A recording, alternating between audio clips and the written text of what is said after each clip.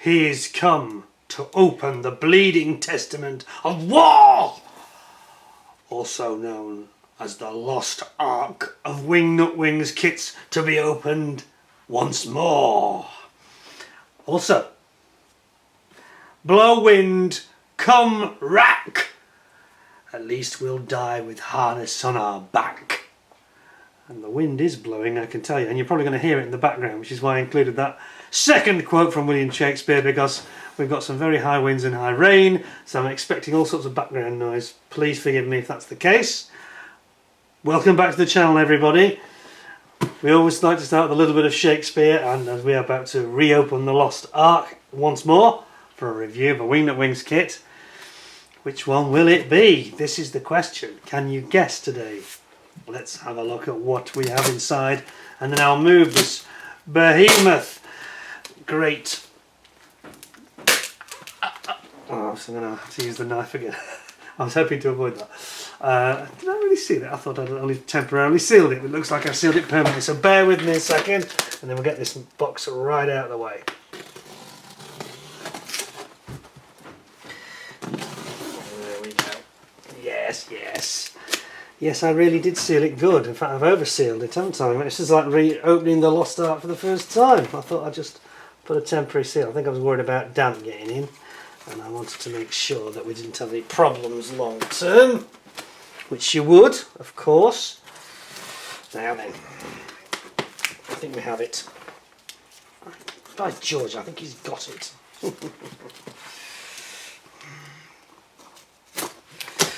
Come on, to be or not to be, that is the question, etc, etc. Now then, we're coming in right at the far end. I think we've got it now. Sorted, he says. We're there, we're over there. We have it, we have it, we have it. Oh, I did a good job of seeing it, though, I'll tell you. I didn't mess about. There we go. Into the Lost ARK once again. At least you know it really is mine. Right. Now I'm going to pluck from it the next exciting kit for review, which is the Halberstadt Cl.II, which has got this beautiful artwork. It's another one we haven't seen before, so I'm going to remove the Lost ARK now, and then we'll get cracking. It says remove it. It's not as easy as it sounds. It weighs, oh, a lot of weight. That is a huge ARK of kits. Please bear with me a moment and I'll be right with you. Here we go. Absolutely exhausted already. I haven't started yet. Anyway, welcome back to the channel, everybody. I hope you've enjoyed the recent amusing tales that we had at Easter. Where we had the Harrier, the Sea Harrier, forensic sort of taking apart of everything that was wrong with it, which took some time. It took 2 videos in the end. Anyway, that's all done. I hope you thought it was amusing. Back to the serious stuff. Before we get going, no wine tonight. We're going to have some whiskey, but this is just social drinking, honestly, this time. So we've got the wonderful, and it is wonderful. It's the Glenlivet. And it's the Special Caribbean Reserve, and this is really nice. So what they use Caribbean rum casks to store the whiskey, and I can strongly recommend those whiskey lovers amongst you should try and get your hands on this because it's really, really nice. And having been trained by the Scottish Whisky Society, who told me that if I drank it neat I was a Philistine, if I drank it with a mixer I was a Philistine, if I drank it with ice I was a Philistine. Unfortunately, I do like a bit of ice. I like it quite chilled. They say you should just drink it with water. That's the way a gentleman or a lady drinks their whiskey, because it takes the vaporisation off the whiskey and enables you to taste the flavour. Anyway, we're not a drinking channel. We are a modelling channel here. I'm just going to have a quick splash. Forgive me for... You can't waste any. Forgive me for that. So cheers to all of you. I hope you got a glass to enjoy this. We're going to have a nice serious look at this. I won't be knocking this back. Don't worry. I'm just, as I say, social drinking, just to relax the mood. No ranting today. I've rather cheekily got it in a Glenmorangie glass, haven't I? I'm not sure Glenmorangie would be too happy. And another one that I quite like, by the way. for a more humble whisky. If you don't spend lots of money on whiskies, then you can't go far wrong with Glenmorangie. It's got a lovely flavour. They invited me. I went around their bottling plant in 2013, I think. The one that's I think it's near Bathgate, not far from Edinburgh, west of Edinburgh. Very interesting, very, very good, excellent, fantastic company. Anyway, enough. I've been through the whiskies. Let's get into the model. So, let's have a proper look at this artwork. Sorry, I've still got the cough. I'm not helped by the weather, I'm afraid. So here we go. So I'm going to just make sure there's nothing on my hands. Don't want to get any mess anywhere. No, we're good to go. So this is another attractive bit of artwork, and you know, we talked about the recent Qatari, the Spitfire, and I did have a bit of a moon about the rather dour nature of the artwork, which I thought it was underselling it, if I'm honest. Yes, I think as a big painting it probably looks quite nice, but I don't think it really worked on the box, and the way that the angle was of the Spitfire was depicted, it had the wing blotting out the fuselage. Very strange. Anyway, I'm not going to harp on about that, but that doesn't suffer from any of those problems. So, what do we know about this Halberstadt then? Let's get cracking. Now, I haven't done tons of research normally, like I normally do, because I found with Wingnut wings it's a bit of a waste really, because it's all here. It's all here, and that's the beauty of them. So, let's go. The Halberstadt Cl.II was a highly successful. It's not the whiskey, honestly. The whiskey will help. I'll get better, I promise. It was a highly successful escort fighter and infantry support aircraft. I'll tell you what I'm going to do. I did come prepared today with my slightly better glasses. That will help me. That's better. Infantry support aircraft. It entered service in late July 1917, so this is a late war aircraft. World War I, of course. And it was very well regarded for its great visibility, climb rate, manoeuvrability, stability in the air, and ease of internal communications afforded by the close nature of the gunner and the pilot. Yeah, they've kind of all got one great big cockpit, in fact. Oh yes, you can see that there, can't you?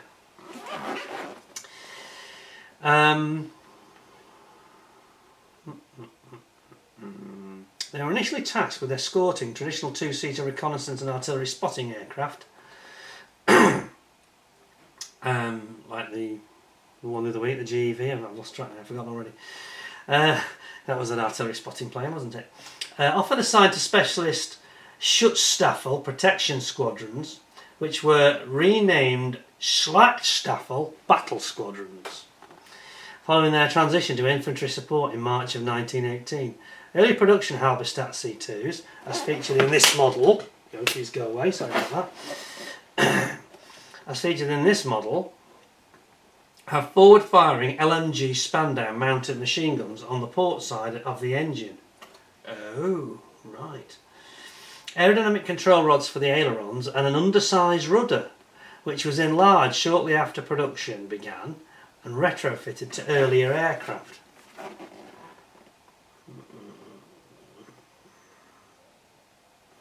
Okay. An undersized rudder. On late production CL2s, the LMG Spandau is mounted above the starboard side of the engine. Above the starboard side, not obviously this one. And the aileron control rods were simplified. Some very late production aircraft were fitted with a redesigned gun ring and X-style bracing, which were also on the Halberstadt Cl.IV.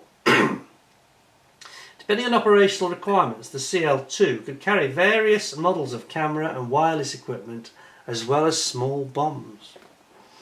About 900 were produced, and despite being superseded by the even lighter Mark IV version, introduced in the middle of 1918, too late frankly, the Cl.II soldiered onto the armistice and saw post-war service with Poland. Interesting, isn't it? Right, okay. Now, for the sake of speed, I didn't realise I'd taped them all up, so for the sake of speed I'm just going to cut them. There's only Tamiya tape that we've got on it, so we're just going to cut through that nice and quickly. It says, not too quickly, don't want to damage it obviously. That one's free there, and we will get right into this as quickly as possible, he says. Right then, let's have a look what we got. Now, I'm not going to open the bags, you know the rules of Wingnut wings. I'm actually going to build it, so it won't happen. But I'll pop that there, lovely piece of artwork. Usual sturdy little box. Everything's nicely bagged with a separate bag for each sprue, which is what we like because it protects everything beautifully. And this is the first time I've opened this box, literally. So I'm seeing it the first time just as you are. Oh, got a bit of a crease here, guys. A couple of creases have occurred there. Not sure how that's happened. Must have been sprue rubbing against the instructions. Well, that's knocked about £100 off the value. Anyway, right, so first of all, we'll start with this and then we'll get into the instructions. So it's a fairly typical Halberstadt Cl.II, fairly typical photo etch though, whereby of course they tend to have this, the shrouding for the spandau is there, and there's always two versions of the spandau. There's a little bit of plating and then there's some harness, seatbelt type harness straps for the pilot, and of course finally you've got the gun sight. Can you see that? Can you get a bit closer? You've got the gun sight just above my thumb there, and also for the other one there, two versions. And I say I don't really want to open this at this stage, so unfortunately you'll have to take my word for it. But we've got the lozenge, and the beauty is they will show us this in colour in the instructions as well, so we'll see that in a minute. Lozenge camo covering for the fabric, which is going to look absolutely brilliant. And then we've got lots of different style of crosses. We've got one called Elsa, one called Marta, Dora, all named after ladies it seemed. And then we've got a rather strange character here. Looks like based on another girl's face. Looks like it's maybe based on a real person. And then you've got these stencils at the bottom. But I say we can't really open it. So we'll get into that when we look at the image in a second, in the instructions, which will doubtless help us no end in understanding it all. So, sorry about the green. This is quite a wide scale sort of lozenge style camo on this one, so it's going to be quite an attractive model I think when you build it. Quite a long write up here, which I say, well, I tend to avoid this because Richard Alexander wrote it. I met him. He now works for Cl.II, as I mentioned earlier previously. Few facts and data though. It's got a maximum ceiling of 16,400 feet, which is not bad, is it really? Fairly high. Maximum speed of 102 miles an hour, 165 kilometres an hour. Again, over 100 miles an hour. It's not bad. It's got a Daimler-Benz D3, D3A or D3AU engine options, and the armament. Well, they produced mid-May 17 to mid-18, so about a year. And then the armament is a Spandau and a Parabellum machine gun. So I'm not about that crease, that's a little bit left. I'm just going to try and uncrease it very gently. Try and get that back to how it should be, like that. There we go. And now then, let's just have a look inside. I think somebody's thumbed this slightly aggressively at the factory. That's what's happened. So here are the lozenge design, the patterns which I mentioned we'll have a look at, that are in the Decals.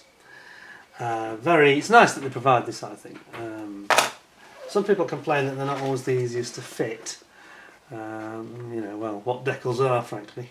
I mean, I struggle with some of the cartograph, amazingly, on that Sea Harrier because some of them, they didn't stick that well. I had to use a lot of fixing solution to get them to stick down. There's our Decals. We've got our usual guide in terms of a sprue map. And you can see there's at least two of the propellers that are often are not used. So I'll have to try and remember that it's the bottom right one that's used, not the other. Oh, bottom right and top right. Okay, there's two used, two options, not these two. That's because it's on an engine sprue, and of course that'll be used for various other models as well. So let's get right into it. So zoom in a bit and let's enjoy the ride. So what a relief this is straight away from that slightly frightening kinetic ridiculous nonsense that we saw a week or so ago. Anyway, so you're building at your cockpit. You've got a couple of holes to drill for the engine sump. Quite a big hole actually, 4.5mm holes that you've got to drill. Really? That's a bit unusual, isn't it? That's a proper big hole. Not everybody would have a modelling drill anyway that was that big. Remove late production empty and shell chute Not to be confused with shell suits that people in Liverpool wear. shell chute detail. Cardboard tube for the wireless aerial. Cardboard tube. Cardboard tube for wireless aerial. Cardboard tube. That's what they mean there. And then you've got your Telefunken radio, wireless radio, which was not always carried, it says. And then over here we've got some nice, lovely different options. We've got a standard or a cushion seat, not used when parachutes were worn.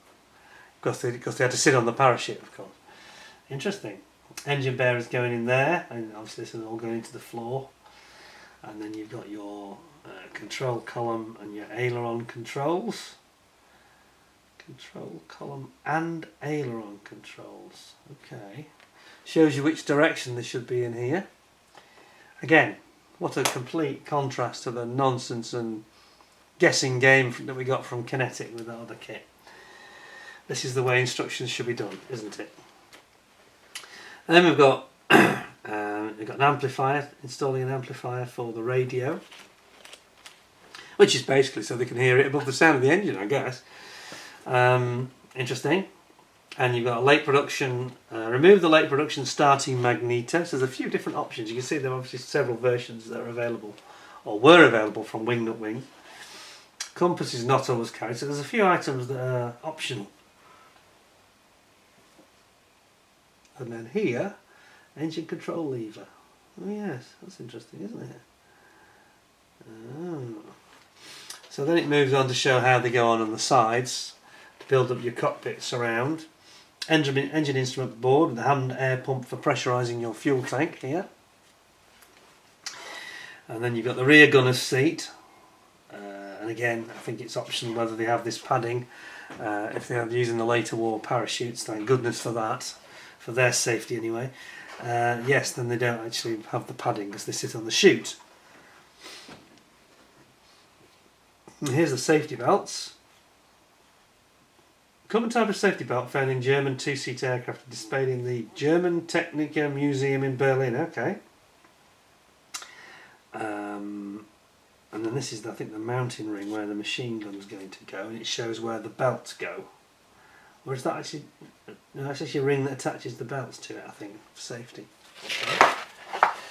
Then we get into when they do this beautiful thing where they show it in colour, so you know what it should look like, roughly. And this is where you need to do your magic, really, and do wooden effects. A bit like our friend Jason at Model Kit Stuff, he's been doing the Gotha UWD seaplane, and he's been doing a lot of work around this, and his wood effect is absolutely incredible, really excellent. I did a nice job on my Mustang, but it wasn't quite as good as he's been managing, I've got to be honest. So I've been watching that with great interest. He's been using oils and all sorts, and it's worked a treat. And you've got the same thing here, you've got to try and paint some wood effect for the inside of the fuselage sides. And then we've got the interior rigging. This is where it starts to become a bit of a headache, I think. So you need some control wires and seat support rigging at 0.15 mils, which you need to provide yourself, I'm afraid.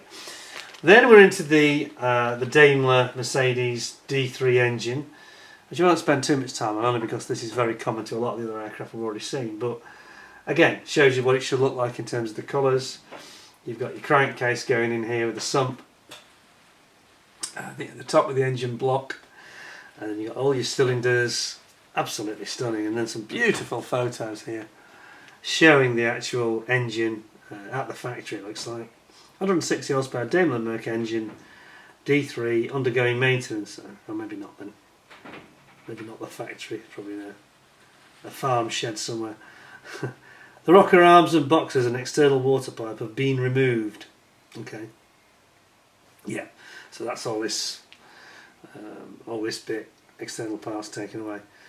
But it's handy to have those photos as reference. Again, it's valuable, isn't it? It really is. And then there's some slight changes on the other version. So it depends on which version you're actually doing, which you should be mindful of. So I think you produce the manifold and position them slightly differently. With and without a water jacket on the manifold here, for example. So there are several options. So it's very critical with these kits that you decide which variant you're going to do at the beginning to get it right. And then down here you've got all your rocker boxes going in. Again, you know, not only are they showing it, they're showing the colours, they're describing what you're seeing and what you're fitting. Yeah. It's not some great, enormous guessing game like with Kinetic and others, you know, never mind just Kinetic, I'm not bashing them today. Done that, enough of that already. Tacom, no better. Great Wall Hobby, no better. Yeah, Border, no better. The list just goes on and on and on, you know. Obviously, another game came much better, and you had Kitty Hawk, they were terrible. Not giving any information, you know, it's just diagrams and arrows, you know. No words, not very helpful at all. Qatari have just shown us that it can still be done. There's no reason why this can't be done. It's just having the will to do it. And yet Qatari, everybody complained it's a bit expensive, the Qatari Spitfire. It's not cheap, certainly, for what it is, because it doesn't have an engine. But as a value proposition, overall value and experience and enjoyment, for those that are not fussed about an engine and are fed up with portraying engines and just want a really beautiful looking Spitfire, accurately portrayed, closed up, then it is fantastic. It's good value because you get all that nice experience with the instructions, and you don't get that with the other competitors. It's just somebody said in the comments, I don't know if anybody read this. Somebody actually said, "I'd rather have the Revel Mark 1 Spitfire, Mark 1, Mark 2, much better for the money." And somebody else who knew better said, "I don't think so." It's all relative though, isn't it? It is all relative. It depends what you want. Just go with what you want. That's not, nobody argue or disagree about it. It's not worth it.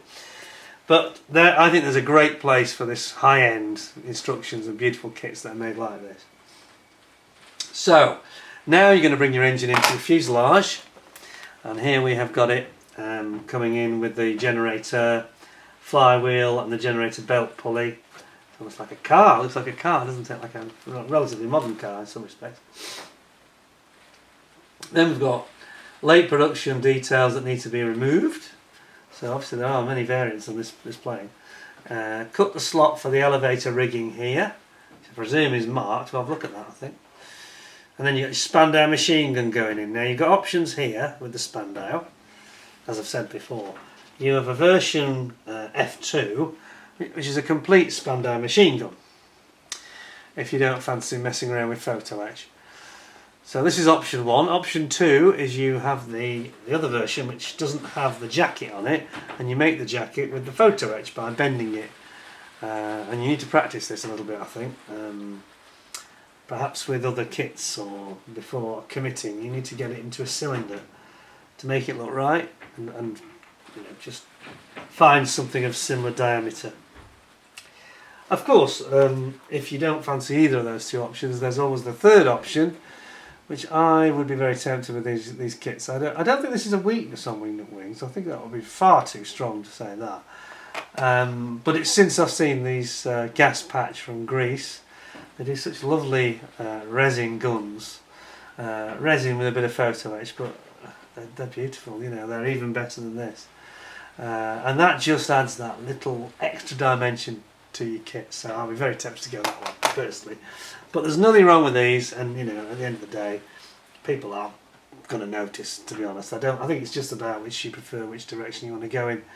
Nobody's going to look at the kit if you use this and say, "Oh, that's not very good." Use the kit version, because if you highlight it in the right way, it looks great. It's no problem at all. So let's continue.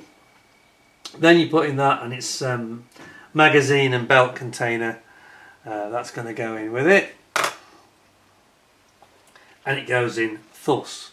So this is the version where it has it on the port side, and then I don't know if they're going to show you the version where it has it on the starboard side. Sorry, I'm talking nonsense. That is the port side, isn't it? Yeah. It said some of them have it on the starboard side. It doesn't seem to show that yet. That might come later. Let's just zoom out a bit so you can see what I'm talking about. There we go. So then you're doing the other side. You've got the tail plane, clutch, generator clutch lever going in there, and you have to drill a hole for the early empty shell chute for the early production version. There's quite a lot of detail on this aircraft that needs to be fettled according to the version. So it's, as I said before, it's very critical that you get the right version. Now there's a photo down here. Here's an interesting one. It says, crash of this unidentified Halberstadt Cl.II in mid to late 1918 allows us to see the underside of its fuselage, which has been overpainted in a colour that appears quite dark in this photograph. Yeah. Note the drainage holes, the sliding cover over the camera port here, and the tail skid detail here. This is believed to be for the Royal Bavarian Schuster 25B and is possibly the same aircraft as shown on page 11, which we haven't come to yet. We'll come to that in a second. Okay, now over on here, gun ring detail from an unidentified Cl.II from the Royal Bavarian Schuster 25B. Apply the lozenge camouflage decals over gloss painted, not just clear coated surface. So in other words, they're saying it has to be very, very smooth. Now this is interesting. Going back to what I was saying about decals and how tricky they can be. And if you forgive me, I'm just going to have a little sip here. A magic fire water with water.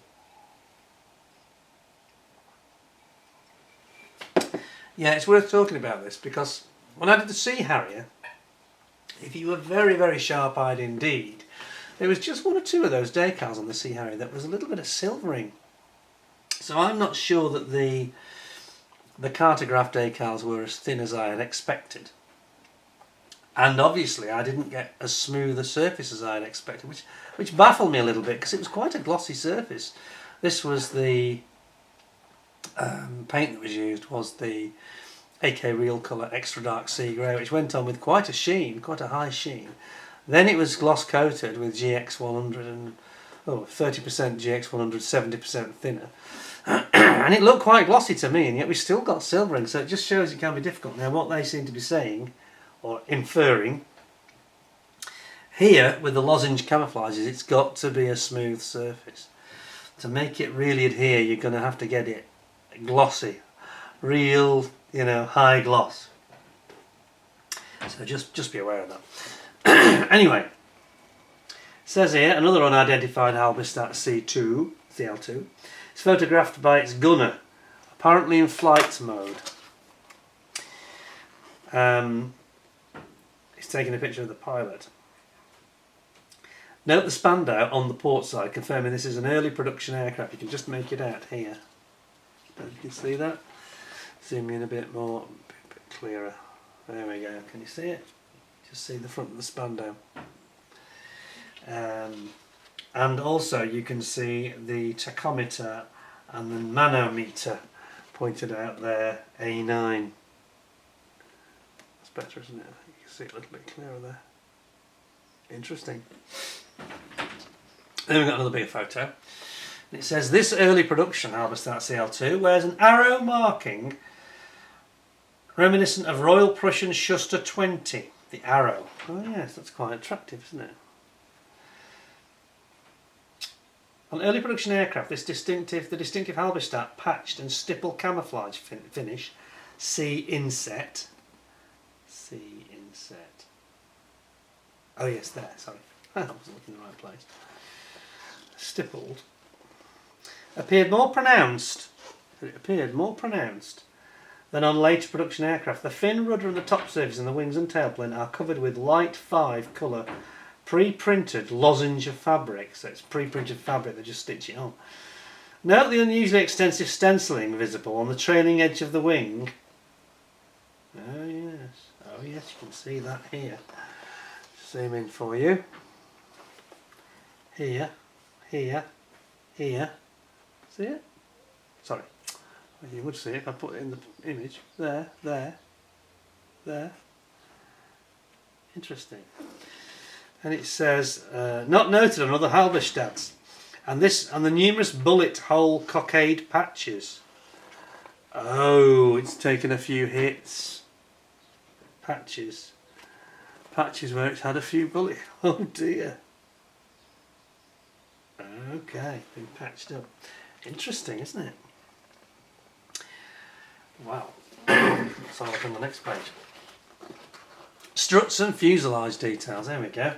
This is where it all starts to get rather complicated and I start to get a headache. Not the most patient man, but it has to be said with things like this. Port interplane strut detail from the Halberstadt Cl.II, and you can see all the strut and the rigging. Look at that. Ooh, look at that rigging and strut detail. Ow, it's making my head spin. The tailplane detail. Note the undersized rudder found on the very early production aircraft. And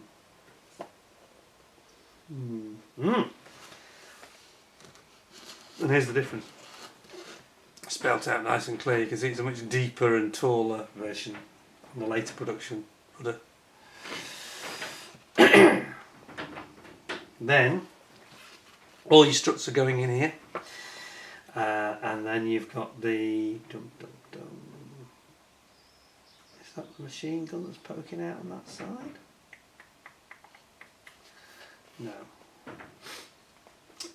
This one is tentatively identified as 635117 from the second production order of 100 aircraft, it says.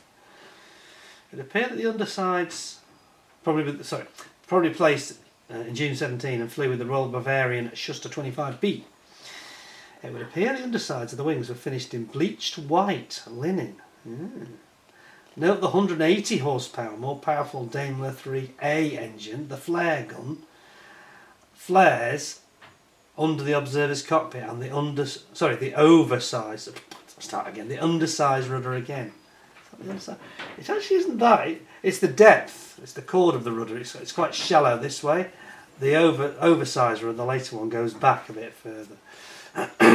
Here, tailplane of the early production one from the probably from the Schuster 17, photographed near Luan in January or February 18. The enlarged rudder, which was frequently then retrofitted to the later aircraft. You can see it's about 25%, 30% deeper. Yeah, compared to that one. Interesting. Okay. R&D in action, eh? Engine cowlings and the exhaust going on. You've got to paint both sides, and it's got to paint the inside as well as the outside. Excuse me. Spandau muzzle flash guard. Spandau muzzle flash guard. Oh yes. Oh, that is interesting, isn't it? That's to eliminate, giving itself away too much when it fires. Especially if they're flying at dusk or dawn.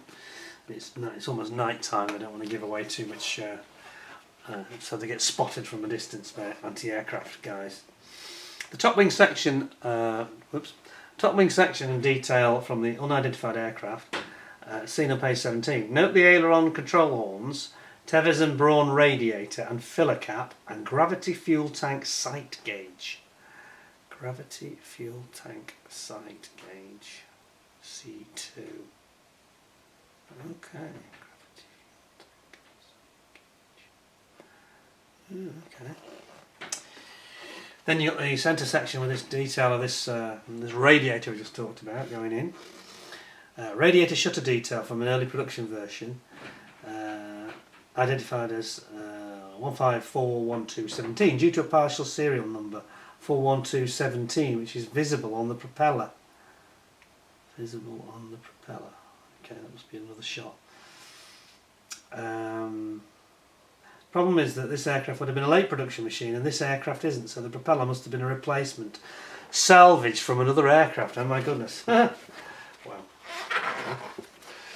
Then we're going to put in our top wings going in, and the radiator shutter, aileron control horns going in there. Very crude, isn't it, really? Unfaired undercarriage axle going in here. Skid detail on the tailplane there. And then we're putting in our wheels, and then our fairings, wheel fairings go on the outside. It says here that you've got the port interplane strut detail. Note the data plates 42 on the leading edge of each wing. Oh yes, that's interesting, isn't it? There. Undercarriage detail from the Cl.II. Note the footstep, tyre valve access flap and the bungee suspension cord shock details. Bungee suspension cord shock. Okay, so it operated like a tensioning system, a bungee cord. How interesting. And then you've got propellers, and we mentioned that you've got several options here. Just pull you back a bit. There we go. Excuse me.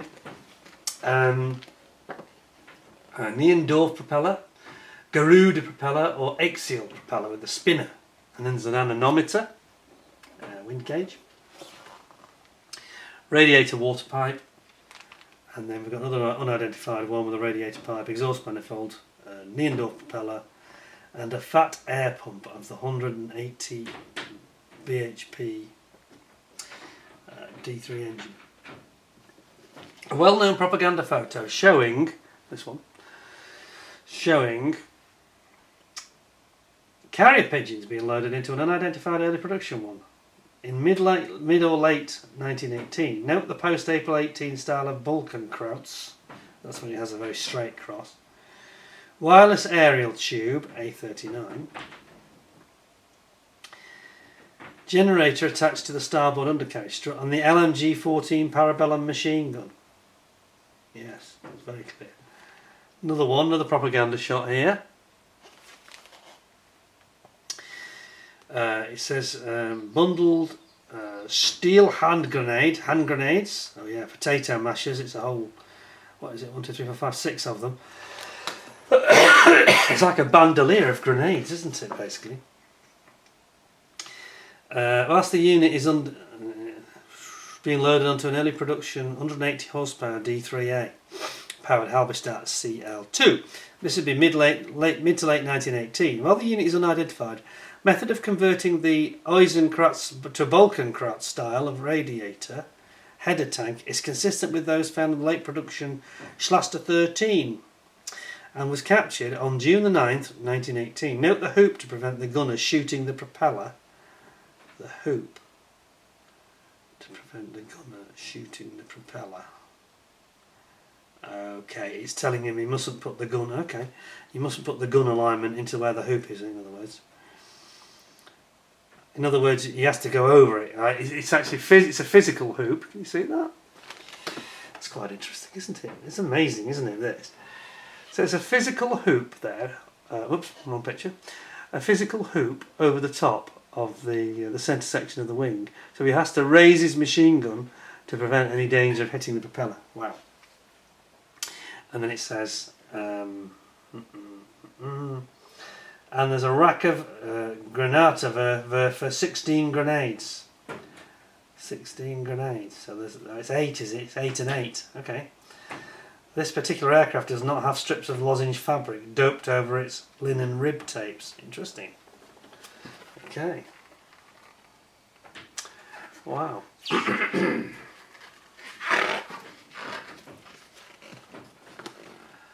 And then we've got the Parabellum. This is the machine gun, of course, that the guy at the back's using, the gunner. A mighty looking thing, isn't it? It really is. It still looks newer than World War I to me, but anyway. You can imagine these being used in the Ukraine almost. So it's quite a modern looking weapon, complete with a telescopic sight attached to it. That's incredible. Seems quite advanced. And you've got the mounting. You've got the two options, as I've said before. You've got that one that's completely in one piece. A bit closer.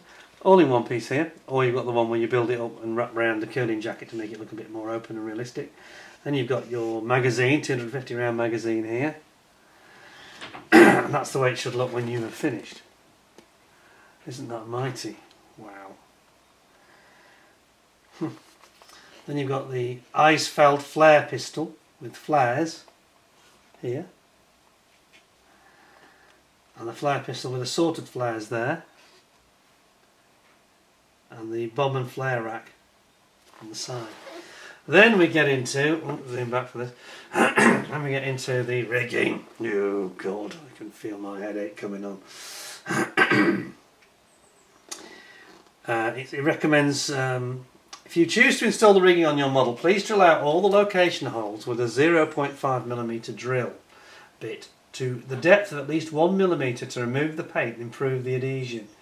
Do yourself a favour and make the rigging as simple as possible by using stretchy elastic type material like easy line, EZ line, etc. Not trying to replicate turnbuckles. Well, it depends on how deep you want to go, doesn't it? I mean, turnbuckles, and I'm not an expert in this area. Is it Bob's Buckles? And there's another company that do these turnbuckles. In fact, I was given some as a gift. My memory's gone blank. I was given some as a gift in one of the Wingnut Wings kits. I think it might have been the Herman Goring Fokker. I can't remember the name of the manufacturer, but there's a number that are available. But it could be quite fiddly, so be advised, and that's what they're saying, really. Do yourself a favour. Do yourself a favour. Just buy the Spitfire from Qatari. I'm joking, that was a joke. You know, it's two different things. We can't take shortcuts if we want to achieve perfection. Just try a Kinetic Sea Harrier if you don't believe me. Right, here we've got some interesting photos. Another early production one. Several interesting markings. It says, note the bulge generator fairing. Oh yes indeed, that's quite noticeable, isn't it? And then a head-on shot, same aircraft. Translucent nature of the underside fabric indicates it's finished in bleached white linen. Yeah, you can see the ribs coming through. Yeah. Then it says an unidentified early production version. Note the small runner, the generator access cover, and the LNG 0815 that's on the port side of the engine here. So talking about the access cover here, and then machine gun there. Can you see that? Here and here. And the small rudder here. And then we get into the paint call-outs. So you've pretty much got your aeroplane completed. So we've got Marta and Elsie. Oh, it's Marta on one side and Elsie on the other. Must have been the wives or girlfriends of the pilots, I guess. So it's Max Neiman and Rudolf Kolodzic. Oh, I probably murdered that. And then you've got this rather interesting sort of stripy design. It's like a purpley blue and almost a gold, really. That's very attractive. Then it goes into a lot of detail about, after the armistice, it's been inspected at the bottom by American troops. Colour of the bands of the fuselage and the tailplane were unconfirmed, and curiously the pale and dark colours were reversed in different photos. That's odd. Okay, that's that one. Then we've got this typical, very speckles or spattered effect lozenge marking. So it's like a speckled, isn't it? It's very attractive actually, quite nice. A bit closer for that for you. There we go. And it's saying it's got different designs of cabane struts, and they've been overpainted in dark blue. Anemometer was repositioned higher. Okay. This time, white stripes have been painted dark green and light grey green. This is the one that's got Rosie is the name painted on the side of this one. And then there's one at the bottom that's had after a crash, damaged its wing, spinner and tailplane on the way. It's looking to walk away, isn't it, really? Eisenkraut's markings indicate that this crash happened between late 17 and early April 18, so it's still in the war. Suffered a similar fate when crashing into a hangar building. Note the anemometer A75 here. Translucent bleach white linen under the wings, bulge generator access cover, and the damaged Niendorf propeller. Looking very, very sorry for itself indeed, I would say there. Okay. Then we've got the number 4, which is the one, I think, yes, this is the one that's on the cover of the box art. Schuster 26B. And some of them have got this beautiful sort of flame design. It's very attractive, isn't it?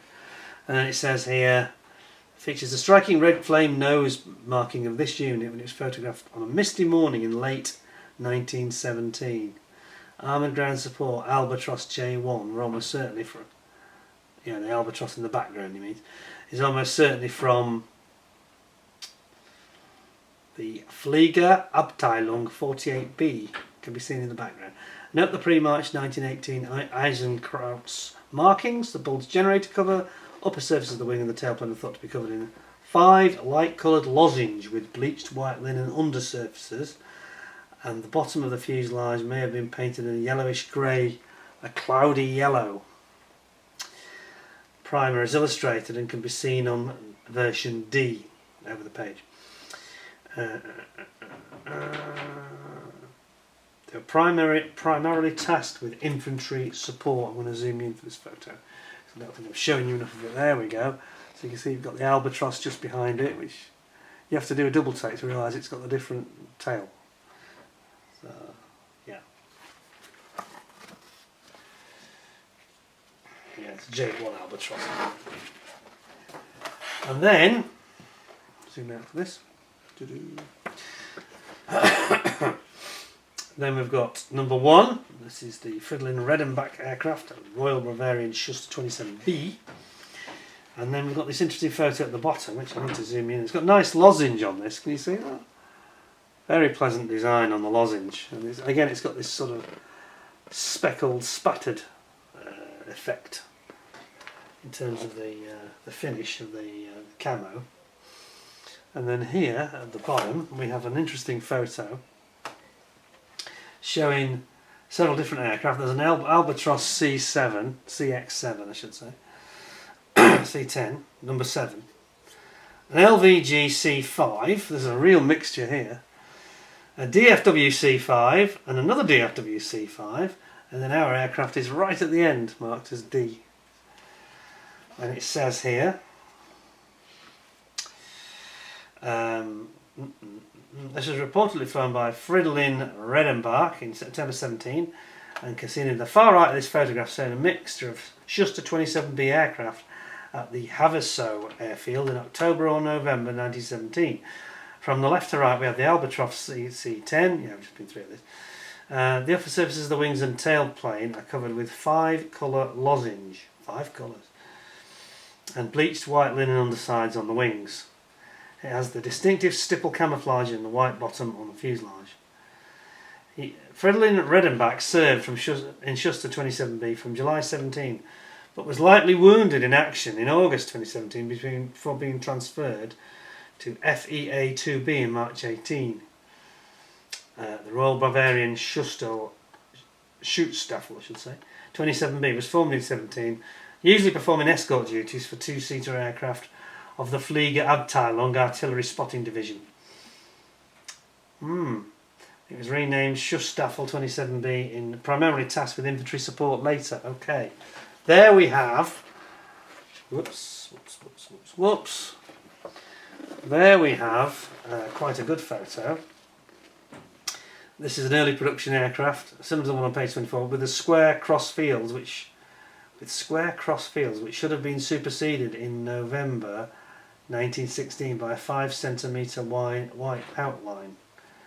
Okay, it's unlikely these were incorrectly applied at the factory and were probably backdated to Schuster 27B as the form of unit identification to try or to fool the enemy that they were flying in older, less manoeuvrable equipment. Don't think the enemy would notice that, do you? I don't think that would be a priority thing that you'd look at, you know, the crosses and the style of them. Anyway, here we've got one that's had a rather nasty mishap. It says this one has gone in, presumably written off in this crash, which happened sometime in late 17. Bleached white linen undersides of the wings were painted white.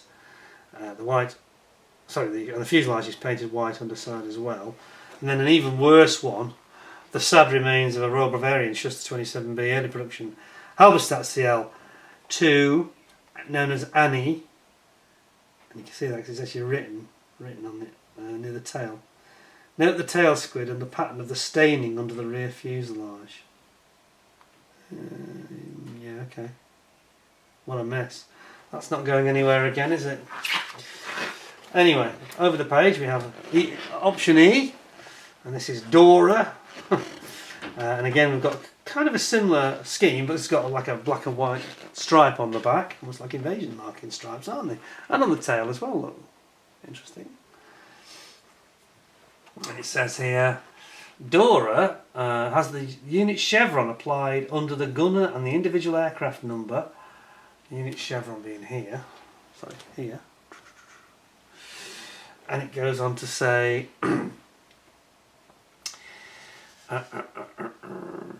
although difficult to discern, the Munster Kindle, the Munich child, figure is painted on the starboard side of the fuselage. On the starboard side.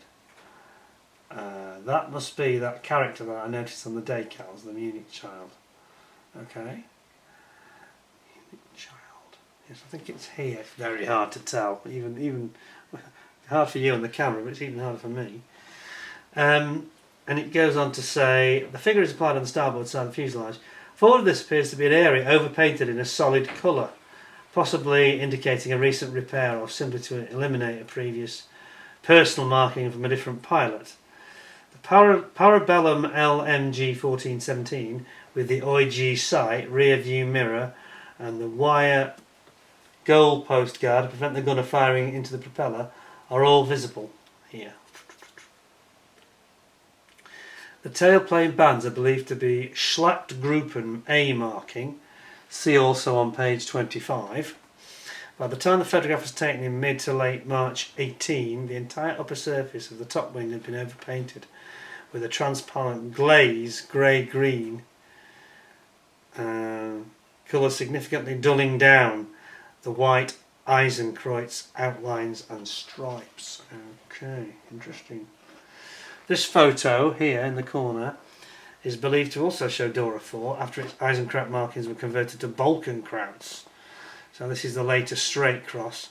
In March 18, the upper surfaces of the wings and tailplane are thought to be covered in dark 5-colour lozenge with light 5-colour lozenge undersides, while the distinctive fuselage stipple camouflage appears to wrap underneath. Spandau flashcards P3 and ground crewmen in the foreground loading the 1 kilogram steel hand granata, that's the big potato masher hand grenades, and into detachable wooden racks. Oh, these are separate traditional steel hand granatas. Okay. And then, I think we're on the last page pretty much, almost. Oh, no, there's more. There's lots of it, isn't there? Hope you're keeping up, I'm not boring you too much. Just so nice to look at the pictures and see. It's like a porthole into the past, isn't it, really? First production of 100 aircraft here. It's from the very first batch. Oh. In May 1917, it was photographed on the 19th of September 17. The underside of the wings appeared to be bleached white linen. And in this rear view of the same aircraft, the top surface of the wings are covered in the light 5-colour pre-printed lozenge fabric applied at 45-degree angles. The crossfield here are noteworthy because the white square has been superseded by a 5-centimetre outline in November 1917. It's unlikely these were incorrectly applied at the factory, and it is thought some units backdated the newer markings either as a form of identification or trying to fool the enemy that they were flying in older, outdated equipment. Don't believe that. I don't think the enemy would even notice that. Anyway, an early production Royal Bavarian Schlachter 26B, Halberstadt, forms the backdrop to this group photo in mid to late 1918. Note the LMG 1417 Parabellum machine gun and curious mix of post-April 18 Balkenkreuzes. Oh yes, they're different styles, aren't they? On the port and top wing. On the port, top wing? Oh yes. There's actually like 3 different styles of cross. Okay. And then, as we come to the end, look at these lovely pictures.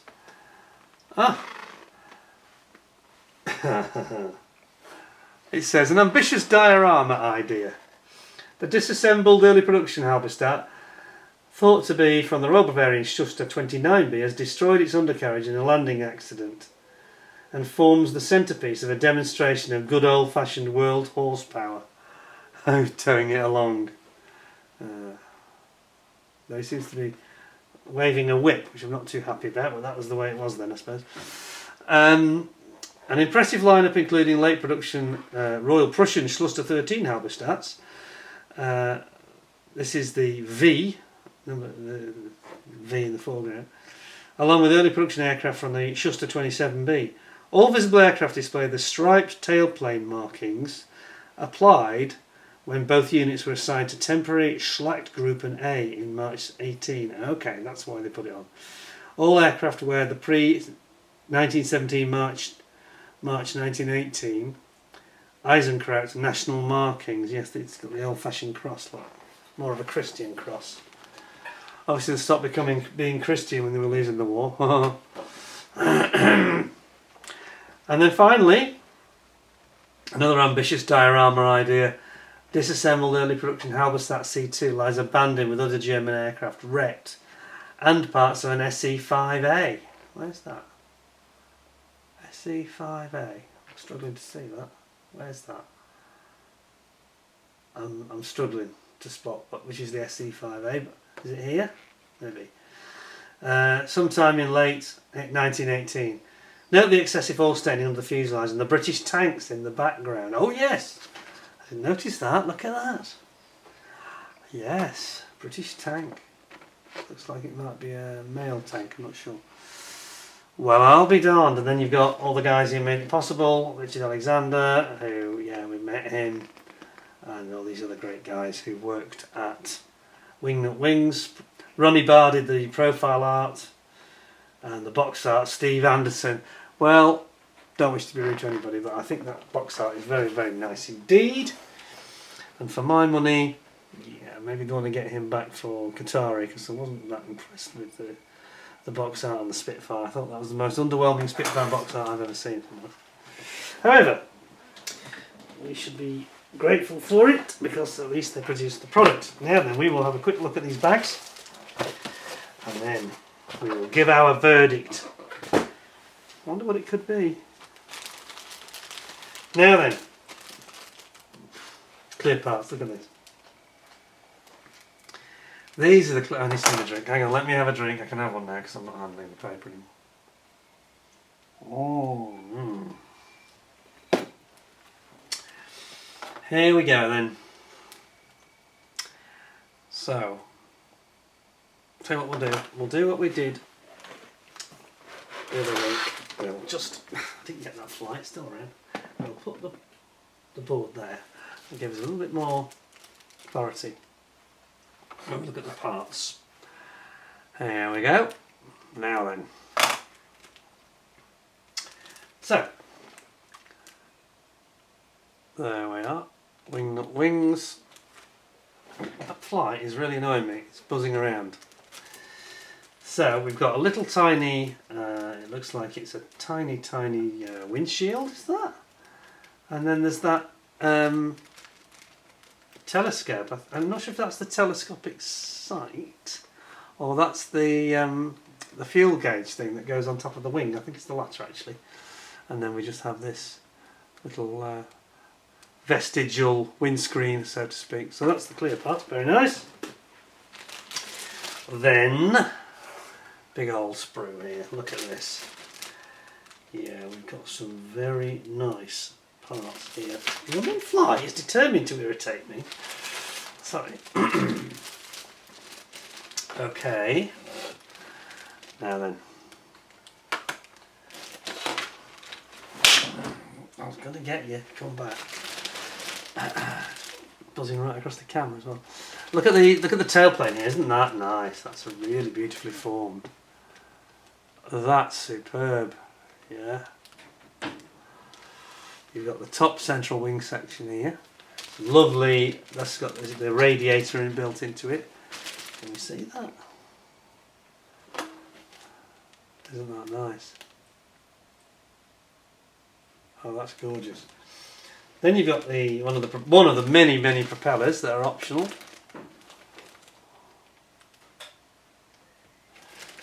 Really nice. Got a little boss and the bolts in the middle. And then you've got your cowling around your engines here. You've got your wheels and trim covers there. These great big chunky cabane struts down here.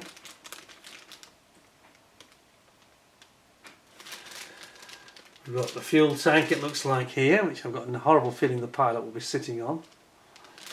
So that's the usual form. And then we've got the bottom of the cockpit over here. Excuse me. And then we've got the cockpit itself. So, zoom out a bit for this thing. We've got, let's get rid of the reflections, there we go.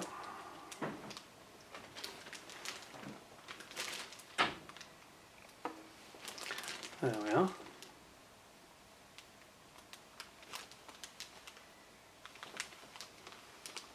Very finely detailed on the surface. It's got quite a lot of contours to it, this one. Lots of little lumps and bumps and hatches. And even more so over on this side. Let's get that in without the reflections. There we go. Yeah, this is the one that's got the cowling over it.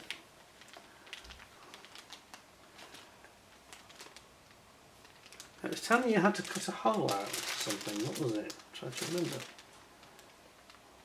Not quite sure which that was now. It's a lovely, lovely spray that. Very, very nice. Just the detail, you know. It's the moulding. I mean, considering these are molded in China, it's quite astounding the levels of quality that Wingnut Wings were able to make sure that that was delivered and preside over it. It's quite an achievement, because I can tell you now, I have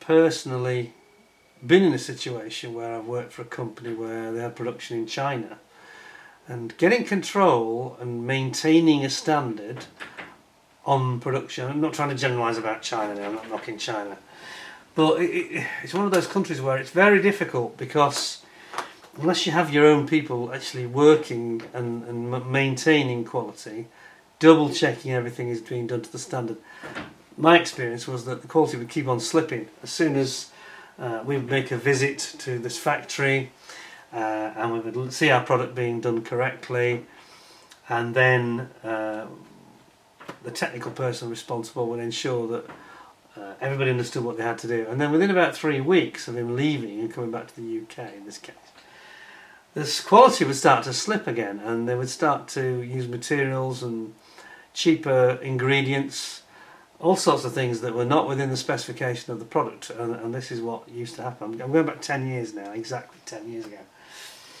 And this is a problem, because you have to have faith and trust, and it's always impressed me that Wingnut Wings have had these subcontractors that they obviously could trust, which is great. Whether it was Meng's extruder or not, I'm not sure, but it did work very well, and the quality of their product was really excellent. So there we go. Unless you're on the ground, it can be quite difficult to maintain the standard if you are subcontracting anything like that. Now then, what have we got here? Well, this is quite an interesting sprue, because it's got some parts that we have not seen on anything else. I think these are fairly unique to this particular kit. The parabellum is on there, which is interesting. This is the one that's obviously made up for you. Then we've got the, what I believe is the later, deeper chord, bigger rudder. And then we've got various covers. We've got some more different optional covers for the engine. Where am I going? Go the wrong way. There. And one or two other parts. There's the spandau, sorry, the parabellum again. This is the B option, where you just have the barrel, and of course you wrap the cooling jacket is wrapped around it via the photo etch, which you need to make into a cylinder. That's that one. Then we have our ubiquitous Wingnut Wings Daimler Merc D3 engine, which is kind of a common to quite a number of these kits of the German models anyway. The propellers are the two here that we use in this kit. The two on the left would not be used for this kit. And you've got some beautiful detail here. Just look at some of these parts now. Sorry about the creaking in the background. As I mentioned earlier, we have high wind. So it's creaking away on the garage door there.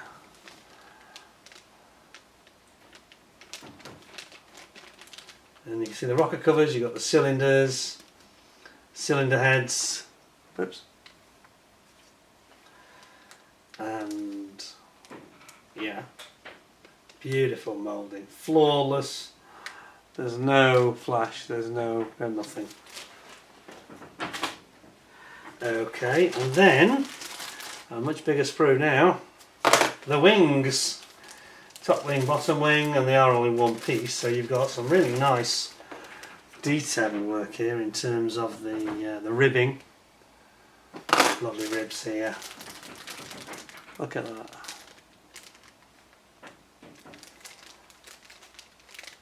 Ribs, ribs, ribs. So these are all the top surfaces you're looking at here. There. Was I right about that rudder, or was I wrong? I'm just going to double check about the rudder, because the other one has now come up. So actually, if we put them side by side, no, I was wrong. So the one on the little sprue we've just seen is the small one. This is the bigger one. It's a bit deeper at the back end. Yeah, okay. That's what I probably should have done, just compared the two really. So on the other side of the wing surfaces, again you can see that we've got those nasty reflections. I'll tell you what I'm going to do. I'm going to kill that light because I think it's not helping. There we go. And that gives us a little bit more detail.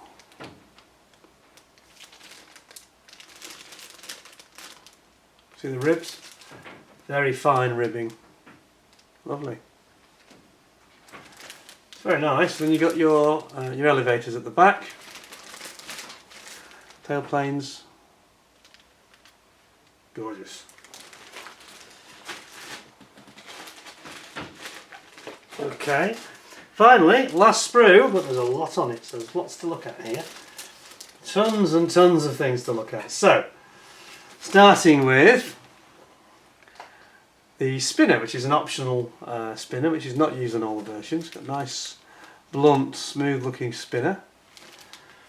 And then we've got the sides of the cockpit with all the framework and some of the wires and hydraulics and things. Well, they're not hydraulic, are they? They're all wires basically. That's some of the electrical equipment.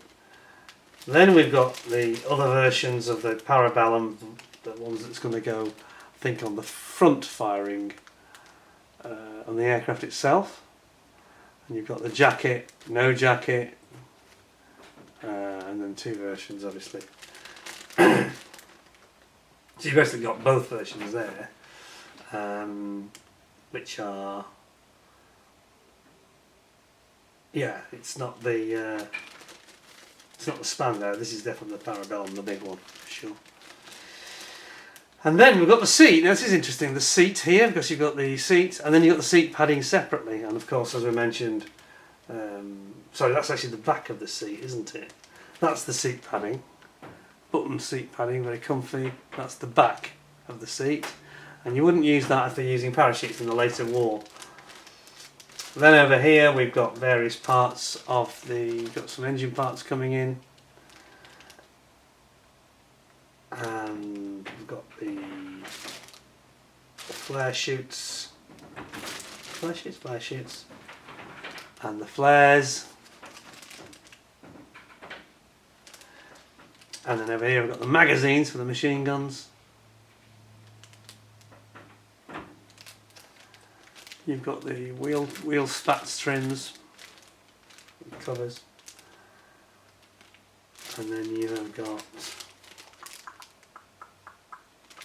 this is the undercarriage, the central strut for the undercarriage.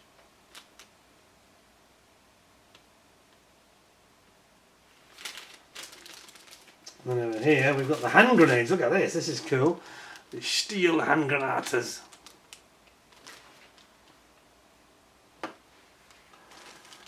And then you've got obviously the manifold for the exhaust here. This is the ring, for the rotating ring for the machine gun, for the gunner. You've got various struts. There's no teddy bear in this one, which is unfortunate. But you have got a flare gun here.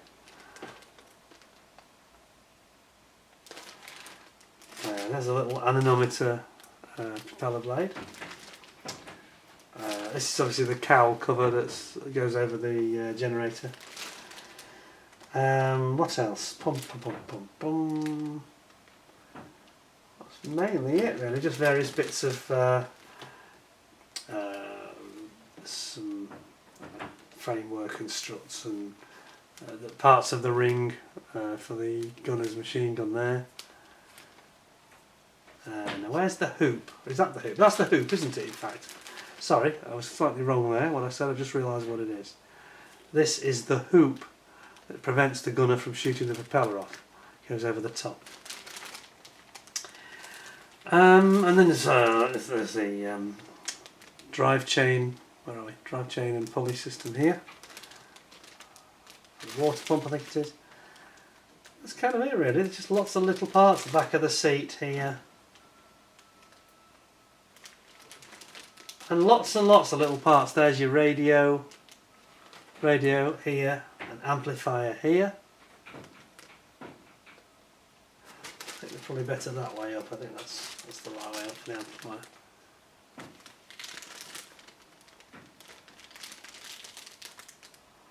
Amazing, and then you've even got the bullets here next to the magazine. You see the bullets on the belt. Incredible. Wow, well, it's very impressive. I mean, there's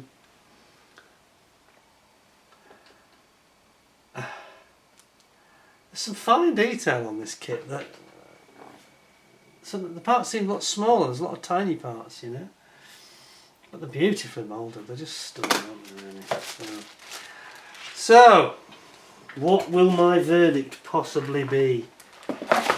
This is where you all go, oh, I'll go and brew a cup of tea or open a beer or something, as you know what's coming next. 10 out of 10! 10 out of 10 for Wingnut wings. That's as good as any of them, isn't it? And to really appreciate it, you've got to take your time. I know these videos often take quite a long time. You've got to take your time to get through them though, haven't you? Because they're so beautiful. They warrant it, you know, they really warrant it. Now if Qatari can just up their game and put engines into that standard, which is what we're complained about, of course, with the Spitfire Mark 1A. It has disappointed a lot of people having no engine in it, and had it had an engine in it, I think they have made a mistake here because, I say mistake, it's not a criticism. I think they'll realise with hindsight that they would have probably made more money had they put the engine in, because everyone would want that plane model. They would. Everyone would have to have it in their stash. But now it gives a lot of us an excuse, including me actually, to say, well, I've already got a Spitfire with an engine, thank you very much. I don't need another one that's not got an engine, and it's a lot of money. If it was £15 cheaper, it would be okay. I think it would have got 10 out of 10, but it's a bit pricey. Here we have a kit that was cheaper, even pro rata, I think, slightly cheaper than what they're putting the Qatari out at, even pro rata and exchange rates and all the rest of it. These were about £70–75. In fact, no, they were 70. So Qatari coming out at 95 to 99. In the UK, I'm talking GB pounds, your Earth pounds. Yeah, I think you get a lot more value in that. I mean, not now, obviously. no value now. Well, there is a value because it'll keep going up, of course. But these are very expensive now, and you're going to be paying £150 to £200 for one of those now. Easy. Which is almost triple, isn't it? So there's a lot of money between double and triple. So I'm just making the comment about, you know, the Qatari. My message to the guys at Qatari is, you know, don't think you can continue not putting engines in. I think if you do a second model without an engine, I'm afraid there'll be a bit of a backlash, and it'll be quite negative, I think, generally, and all your good work will be wasted. So you either drop the price or you put an engine in. And for me, I would rather pay another £10 and have the engine in, so I'm not suggesting they shouldn't make any money on margin at all. But we just want an engine. It's absolutely sacrosanct for probably 85% of the modelling community want to see an engine, especially at that price point, you know, given the competition in the market. So there you go, Qatari. Take a leaf out of your old book, your own old book, so to speak, and go for it, you know, and give us, just elevate it. All you need to do is produce another sprue. You must have some designs, because you had the Border Lancaster as it ended up, but it was Wingnut wings. You must have knowledge and data on how to produce that sprue. albeit modified for different versions, earlier version in the case of the Spitfire. But the Merlin engine, you clearly have got the knowledge somewhere there to produce it. So let's just have a rethink, and no criticism from me at all, but just it will become criticism. We have to recognise that most people are saying, yeah, we'll let it go. It's beautiful, that Spitfire from Qatari, but we need it to get back to where it was in terms of the standard. You can't not produce engines, you know, not at that sort of price, at that scale. It's not on, I'm afraid. You're going to have to do it. So find a way, and you will get 10 out of 10 from me. I'm confident. And put some nice silver block foil on your boxes as well. No, I'm not being facetious. It's just that it did that artwork didn't help it, and I'm not sure why you chose that particular piece of art. I've seen an image of the Mark V Spitfire that I think the Qatari have got planned, and it's much better artwork, much better. So fingers crossed. Hope you're going to include an engine in that, because if not, there'll be a problem. Okay, let's just leave it at that. But it's delightful to see Qatari come back to the market, doing so much of what they were doing when they were Wingnut Wings, those individuals, and you get my full support. I'm not trying to be negative at all, but now you've got the ball rolling, you need to sort of maximise the opportunity you've got in the market.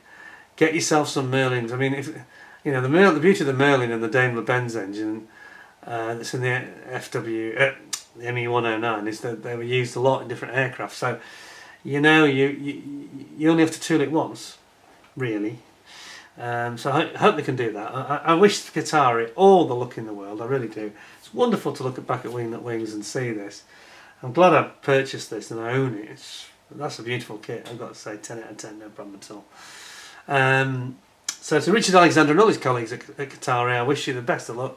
Please give us some engines though. Please don't think you can ignore that comment, which has come from so many of us right across the globe. You know, I think that yeah, I'm sure there were reasons, and it may have been unavoidable even. That's fine, but in the future do it differently. That's all I'm saying. Do it differently, and you will be very successful, I think. And I tell you what, if you bring out a Spitfire 5 with an engine, I've not got a Spitfire 5. I might well have one of those, and I'm sure a lot of us would quite like a 5, a decent one. You know, because that's different to Tamiya. So you're doing a different product again. It makes a lot of sense. So good luck with that, and I wish them well, and I hope they're going to be able to come up with some more models. I would recommend personally try an FW190, because well, I'm saying that I'm just checking myself now, because I've just remembered that we've got Zokimura. Okay, Zokimura are bringing one out, so maybe that's not for you after all. Maybe that's not for you. But how about something else interesting, like an ME262 or something? You know, I think Qatari could do a beautiful ME262. You know, the engines in that are a lot simpler. I think in a moulding, from a moulding perspective, so maybe do something along those lines, you know. Because Zokimura and Tamiya have never done it at 32nd scale, so that's a possibility for you, something different. Quite big, it won't be cheap, but I think it'd be worthwhile. I think that would really sell quite well. Anyway, I'm just speculating, I'm going right off the track. Anyway, back to the Wingnut Wings review. Hope you enjoyed it. Thank you very much for watching. We've still got at least another 3 to do. We've got another one like this size, and then we've got the big monsters. We've got the Gotas. We've got the UWD massive seaplate, and the Gota G1 huge bomber, a monster, behemoth of the skies. Coming soon. Hope you enjoyed it. Thanks very much for watching. Remember, we fans of Wingnut Wings, and we fans of World War I aircraft, and I now count myself as one of those, and I didn't used to be. We are few in number, but we few. We happy few. We band of brothers. We stick together. Let's wait for the next one, and let's enjoy another review. Coming very soon. In the meantime, thanks very much for watching. Please all look after yourselves. Take care, and bye for now.